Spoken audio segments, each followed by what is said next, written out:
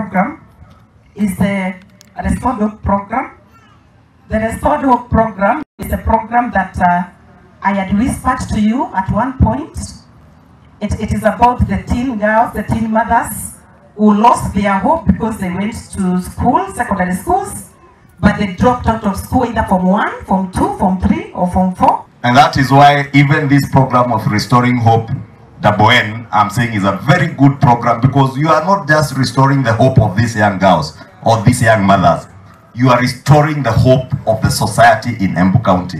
Ushauri mara nyingi anakuja kwa wale ambao wamechaguliwa kwa mara ya pili, anauliza ushauri, anasema anasikia sana, anauliza mheshimiwa Haika, alafu ulipanga namna gani? Hii pesa ni kidogo, sasa nitaifanyia kazi aje? Unajua nitafanya nini? Na naona ile mambo yote tumezungumza, umeexecute na ukaongeza zaidi. Sasa mimi coming here, I have learned about this your program here ya kupeleka hawa watoto kuwapatia second chance hawa wasichana.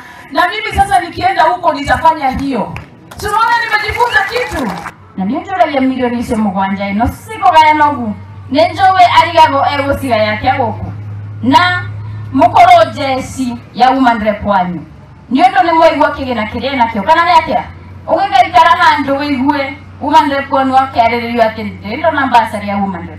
Merembesa iria dabole nona kaneni ni muno. Ona ne kugeria akabanga tuto ya homuthi ni muraheo hema ni muraheo ndo na hatutha mwena meaburi. And that is why the other day na niliingia kwa shida mingi na wanaume wengi.